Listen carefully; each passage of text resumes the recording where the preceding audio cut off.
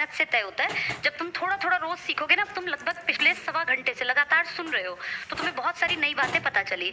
ऐसे जोर पड़ता है पढ़ने में। पढ़ना आसान काम नहीं है, ना ही कोई मनमोहक काम है कि तुम्हें अच्छा लगेगा।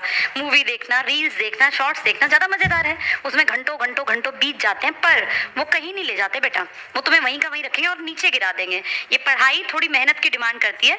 इस टाइम तुम घर होते, सो रहे होते तो कितना बढ़िया होता, पंखे कूलर के आगे पड़े होते। लेकिन उससे जिंदगी नहीं बनती। हर चीज की ना एक उम्र है, एक पहले से डिसाइडेड है। ये जिंदगी के 25 साल बहुत मेहनत करनी चाहिए, जिसको कहते हैं ब्रह्मचर्य आश्रम, पुराने वेदों में लिखा था। तुम उस एज का लास्ट पड़ाव जी रहे हो।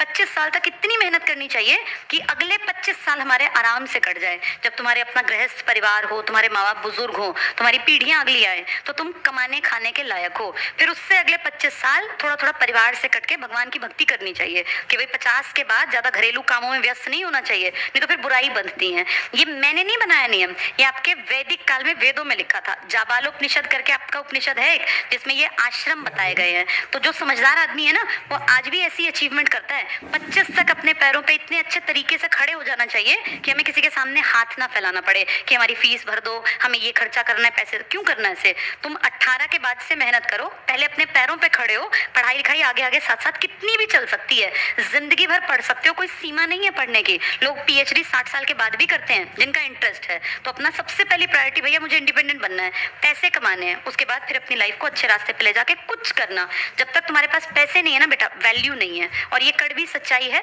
समय लगेगा, ये बात सबकी समझ में आ जाएगी। जो जितनी कम उम्र का है वो उतना लकी है अगर वो पढ़ने के ट्रैक पर आ गया। जितनी 28 साल में जो लोग पढ़ रहे होते हैं ना, उनसे रोज पूछा जाता है क्या कर रहे हो, अब क्या कर रहे हो, अब तक पढ़ रहे हो। उनको रोज ये सुनना पड़ता है, सहना पड़ता है। जो 20 में पढ़ रहे होते हैं ना, उनसे रोज कोई नहीं पूछता अब क्या कर रहे हो, क्योंकि उनसे एक्सपेक्टेड है कि भैया पढ़ ही रहे होंगे। स्कूल जाने वाले बच्चे से कोई रोज पूछता है कि अब क्या कर रहे हो, सबको पता है स्कूल जा रहा है। जब तक वो कॉलेज है तब तक भी चलेगा, लेकिन जैसे ही तुम 25 कूदोगे, फिर रोज निकलते घर में जाते आते वक्त हर आदमी जानबूझ के टॉन्ट करेगा। जिस दिन तुम्हें नौकरी मिल गई ना, फिर कोई नहीं पूछेगा क्या कर रहे हो। फिर उनको जलन होगी तुम्हें देख के, क्योंकि पूछ के उनको दुख होगा कि तुम कहीं इंडिपेंडेंट हो गए हो। हर आदमी दूसरे से चिढ़ता है, ये सच बात है समाज में। अपनी एक पोजीशन बना लो ताकि तुम लोग जो हो कोई जवाब दे पाओ। ये ना हो कि आंखें बचा के गुजरना पड़ता है। शर्म आती है बेटा एक एज के बाद। 23, 24, 23 भी पकड़ना भारी हो जाता है अगर आप पैसे नहीं कमाते हैं तो पढ़ लिख के काबिल बन जाओ। काबिलियत का यही रास्ता है, बस कोई शॉर्टकट नहीं है। पढ़ना पड़ेगा, डेली आना, डेली पढ़ना, डेली सीखना और अपने आप में इम्प्रूवमेंट करना। ये सिंगल एक तरीका है आगे बढ़ने का, ठीक है। जो अनमैरिड लड़कियां, बेटा मैंने कल परसों भी कहा था, इस टाइम की कीमत समझना। हरियाणा, बिहार, यूपी में बहुत सारे परिवार अपनी बेटियों की शादी 22, 23, 24 होते होते पकड़ दड़ कर देते हैं। अभी वो शुरू में कहते हैं कि हम शादी नहीं करें, पढ़ लो, लेकिन जैसे ही तुम 23, 24 की हो जाओ, कहेंगे अब कब तक पढ़ोगी। तो जितनी जल्दी हो सके नौकरी पकड़ लेना। लड़कों की बेटा हरियाणा में शादी भी नहीं होती है, इसलिए जल्दी नौकरी पकड़ लेना, नहीं तो आगे फिर होगी भी नहीं। ये सबको पता है, ये दुनिया जानती है सत्य को। बिहार, यूपी में भी बेटा खूब मेहनत करनी है बच्चों को, राजस्थान में भी।